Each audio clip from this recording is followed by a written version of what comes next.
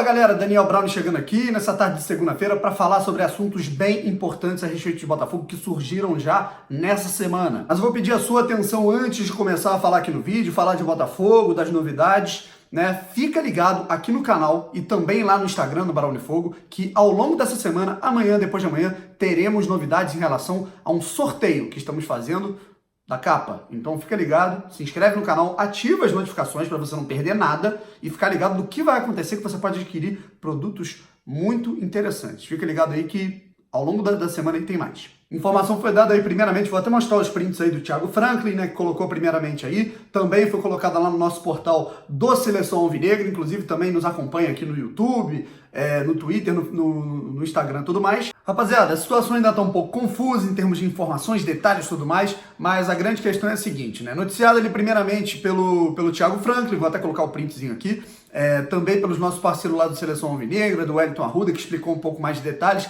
tem uma atualização lá do Fred Gomes, enfim. Mas a grande questão é que o Jonathan, lateral esquerdo do Botafogo, da base do Botafogo, está vendido para o Almeria da Espanha, valor que o Botafogo arrecada aí contando só o valor que o Botafogo arrecada, tá, gente?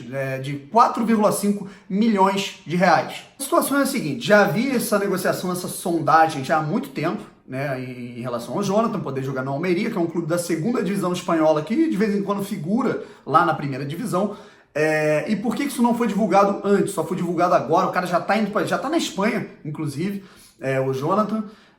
Alguns já sabiam desde a semana passada, eu particularmente já tinha escutado falar disso ontem, anteontem, né, já tinha fotos circulando, amigos se despedindo e tudo mais, mas por que ninguém soltou? Né? Em relação às penhoras, a gente sabe que o Botafogo por diversas vezes já vendeu os jogadores aí, estipulou valores antes do prazo, veio alguém na justiça, pegou, penhorou o valor, então para o Botafogo não correr esse risco, conseguir pagar os salários, né, de jogadores, de funcionários, enfim, isso já foi feito de maneira imediata, então foi uma segurança, um modo do Botafogo conseguir assegurar esse pagamento e conseguir de fato receber o lucro pela venda do Jonathan. Os outros 50% referentes ao valor do Jonathan pertencem ao Nova Iguaçu, mas já tem gente atualizando, dizendo que o Botafogo conseguiu vender mais da metade do jogador, conseguiu valorizar ainda mais essa venda, e aí numa futura venda dividiu o valor. Vamos dizer, o Almeria vende o Jonathan para, não sei, vamos dizer, Valência, né, daqui uns 2 anos.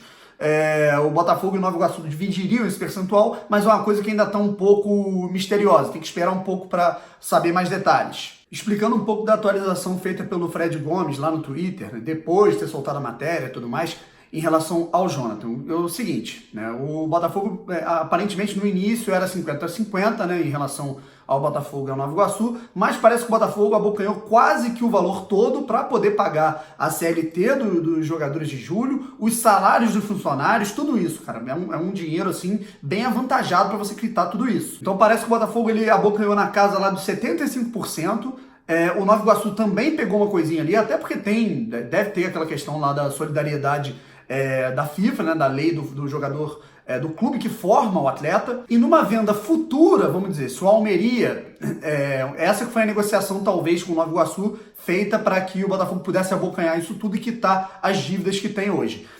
Numa negociação, vamos dizer, que vendem o Almeria vende o Jonathan para o Valência daqui a 2 anos. Vamos dizer que é isso. O Botafogo e o Nova Iguaçu repartem esse valor que está em torno de 25%. A gente também não vai ficar dando números concretos, eu não li contrato, não vi, então é bom que a gente frisar que são informações que ainda estão um pouco soltas. Vamos ao ponto central, que é uma reflexão que eu quero fazer em relação ao Jonathan e em relação a todo o processo de categorias de base. 4ª vez no ano, rapaziada, eu vou aqui me limitar a falar dos jogadores da base, né? Foi no que eu vi num tweet que o Botafogo, ele só esse ano com venda de jogadores são 35 milhões de reais, né? Embora isso seja muito pouco perto do que faturam até os nossos rivais, nossos vizinhos, né? Fluminense, Vasco, Flamengo. É exatamente esse dinheiro que tem salvo o Botafogo, as contas do Botafogo mensalmente. Essa é a grande questão. Estava discutindo num grupo de WhatsApp, enquanto um falou lá, legal, quitou julho, agosto, mas agora falta setembro, outubro, novembro, dezembro e mais o 13º. Como o Botafogo vai pagar, não se sabe ainda. E eu falei exatamente isso na questão do Igor Rabelo. O próprio Igor Rabelo falou disso. Vou colocar aqui a imagem quando ele se desfez aí, quando ele saiu do Botafogo, dizendo exatamente isso, que o Botafogo começa a se organizar para não ter que vender as suas joias, as suas revelações precocemente, né? Isso vem acontecendo novamente. Aconteceu com o Glauber e agora acontece com o Jonathan, que tinha potencial para ter vida longa aqui no Botafogo, e não só vida longa em termos de rendimento técnico, mas para ser vendido por muito mais grana, se o Botafogo não tivesse desesperado por dinheiro. E é tudo um ciclo vicioso. A dívida ela tá gigante, você pega adiantamento de receita, né? O Botafogo estava lá em 2016, 17, pegou o adiantamento de 18, 19. Chega em 18, 19, você não tem o dinheiro da TV, você não tem o dinheiro do Premier, não tem o dinheiro da Globo. Como é que você faz? Você pega empréstimo, você pega daqui, pega dali, é torcedor ilustre. Chega uma hora que o dinheiro acaba. Qual é a solução? Vende as pratas da casa a preço de banana. Eu já vou fazer um elo muito interessante com uma matéria feita pelo Thales Machado, jornalista do Grupo Globo, do jornal o Globo, que fez uma matéria interessantíssima, um levantamento. Você teve aí convocações para amistosos, você teve convocações para a Copa América, teve convocação para a Seleção Olímpica Sub-23, diversas peças, diversos jogadores criados, revelados, que pelo menos tiveram uma passagem pelas categorias de base de Flamengo, Vasco e Fluminense. Absolutamente nenhum nome do Botafogo de Futebol e Regatas. Por quê? A explicação está nesse exemplo do Jonathan. Você não cultiva os jogadores das categorias de base, né? Você tenta, no momento que eles vão entrar para o profissional, na transição da base para o profissional, um monte de coisa faz com que eles não rendam. Primeiro de tudo, vamos voltar lá para 2004, 2003, 2005, que era o momento que o Botafogo ele tinha no máximo um jogador. Eu lembro do time de 2005, o Botafogo tinha apenas um jogador no seu elenco inteiro, que era das categorias de base, o zagueiro Rafael Marques, né? Zagueiro bem limitado, até para o futebol da época, né? Para aquele time de 2005. Fora isso, rapaziada, eram mínimos, absolutamente mínimos os nomes que saíam da base e integravam o grupo profissional, que não tinham que encerrar a carreira de maneira precoce. A gente lembra aí do Magno, né, que era um jogador que o pessoal falava que tinha talento, chegou como meia, jogou assim poucos jogos como profissional e preferiu virar jogador amador. Então, as categorias de base do Botafogo estavam absolutamente abandonadas e foram melhorando com o tempo, só que um degrau abaixo dos três rivais cariocas. E aí, enquanto o Fluminense revelava um Thiago Silva, revelava um Marcelo, jogadores que eram vendidos para grandes centros do futebol, para gigantes da Europa, eram convocados para grandes polos da seleção brasileira, o Botafogo ele começava a revelar jogadores que iam vendidos para alguns concorrentes aqui do Brasil, iam vendidos para equipes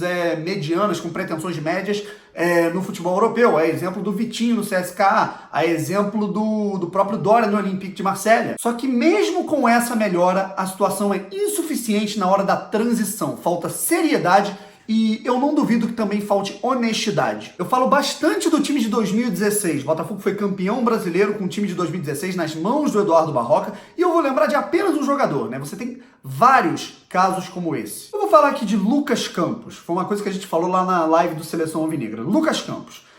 Para quem não se lembra, o Lucas Campos ele estava nesse time, que foi campeão brasileiro em 2016. Um jogador de talento, de destaque, que por algum motivo foi preterido dentro do Botafogo, assim como outros, e misteriosamente alguns jogadores que não rendiam o mesmo que talvez em rendimentos técnicos que o Lucas Campos, eram preferidos para integrar o elenco profissional. E isso é realmente muito misterioso. Vi de Pachu e Vinícius Tanque, que até hoje tem contrato com o Botafogo e ninguém sabe por que eles ainda estão no Botafogo, já que eles não rendem absolutamente nada. O que aconteceu com o Lucas Campos, da mesma forma que aconteceu com diversos jogadores da base promissores, campeões brasileiros, com ótimos números. Vou colocar aí no mesmo pacote o Rickson, vou colocar no mesmo pacote, não sei, talvez o Wenderson, jogadores que ficavam treinando em separado, apenas treinando no clube, alguns deles nem com elenco profissional, né? Tinham talento, né? E aí vem a torcida e compra a causa dessa questão. Ah, mas se não tá treinando é porque não deve jogar nada, será? E aí Vinícius Tanque e Pachu jogam? Aí o jogador ele não vai tendo ritmo de jogo, ele não vai tendo como jogar, ele só vai treinando, ele vai pra academia, vai pra esteira, chuta umas bolinhas do gol, é óbvio que o rendimento técnico dele cai. Aí ele foi emprestado por um time pequeno lá do Rio Grande do Norte, se eu não me engano ele foi pro Santa Cruz, lá do Rio Grande do Norte, eu não lembro se foi ele ou o Vitor Lindenberg, né? Mas de qualquer maneira, né, não condiz com dois jogadores que eram titulares de um time campeão brasileiro sub-20. Ele não recebe a oportunidade, ele vai para o Nova Iguaçu, arrebenta no Nova Iguaçu, foi bem no Campeonato Carioca, já ia para o Paraná e aí o Barroca pediu ele de volta. Tá aí o Lucas Campos sendo útil no Botafogo. Ele pode não ser um jogador, um craque, não pode ser uma unanimidade, não pode ser um cara preterido aí, preferido, perdão, por clubes do grande centro europeu, mas é um cara que pode ser útil, tendo em vista que o Botafogo ele não tem nada de recursos técnicos hoje. E aí, se o Lucas Campos já é útil dessa forma, imagine se ele tivesse sido integrado de maneira realmente especial, se ele fosse realmente lapidado, se a mudança da base profissional fosse feita de maneira cuidadosa, gradativa, treinando bem, né, sendo realmente o Botafogo atento a essas questões de mercado. O pessoal fala, Daniel, mas aí os jogadores eles não servem, né, não estão jogando com o time é porque eles não servem. Se eles não servem, pelo menos eles têm no currículo que eles foram campeões brasileiros com bons números. Isso daí é mercado, você tem que oferecer bem o seu produto para fora. O Botafogo nem isso faz. E a consequência disso, você não dá o valor devido ao seu produto, você não lapida direito o seu produto, a sua matéria-prima, né, a sua obra, vamos dizer, a sua joia bruta, você não consegue lapidá-lo, o rendimento técnico deles obviamente cai, e aí eles acabam emprestados ou colocados em refugos, onde eles absolutamente somem, e o Botafogo ele fica refém de não ter outras alternativas que não adiantamentos de receita, e quando esses adiantamentos acabam, o que eles fazem? Pegam essas mesmas joias que eles não lapidaram e vendem a preço absolutamente barato. Será que isso não é uma consequência, rapaziada? Será que os jogadores da base eles são todos absurdamente horrorosos? Será realmente? Eles podem não ser craques, mas será que eles são horrorosos a ponto de ficarem apenas treinando ou serem emprestados para a segunda divisão de clubes por aí, para clubes de segunda divisão até estadual, enquanto o Botafogo ele pega emprestado, assina um contrato com o Zé Gatinha, que veio da 4ª divisão paulista? Será que o Zé Gatinha renderia mais do que o Ezequiel, por exemplo, esse ano? O Ezequiel que jogando aqui, sendo lapidado aqui, colocado aqui, né, poderia muito mais valorizar e ter uma vitrine muito maior do que jogando no Sport. Talvez por isso o Botafogo não tenha mercado na Europa. Talvez por isso o Botafogo ele só esteja construindo, o Botafogo sue para vender os seus jogadores para um clube de segunda divisão da Espanha, né, para clubes desse porte. E por isso que não temos jogadores na seleção olímpica, não temos jogadores no time profissional da seleção brasileira, não temos joias reveladas, coisa que a gente teve há tanto tempo, que era a nossa tradição, revelar jogadores para a seleção brasileira, não temos mais. A consequência disso, falta de dinheiro. O ciclo bate aonde? Nesses próprios garotos que tem que ser vendido a preço de banana. E vai girando, enquanto isso não muda. E não vai mudar, ainda vem mais venda por aí, podem apostar. Rapaziada, gostaram do vídeo? Curta o vídeo, compartilhe para todo mundo, se inscreva no canal, ative as notificações. Já vou deixar mais uma vez o recado, rapaziada. Tem sorteio não, na verdade é um concurso que a gente está fazendo em relação a umas camisas, uns produtos aí que eu ganhei da capa, mas eu não vou ficar com eles, a gente vai sortear para vocês. Vai ser um concurso em que vocês têm que ficar ligados aqui no YouTube e no Instagram, @Browniefogo. Ative as notificações para não perder nada, visite o Instagram Browniefogo diariamente, que amanhã ou depois de amanhã a gente vai ter uma surpresinha para vocês. Um abraço, se inscreva e até a próxima aí, valeu!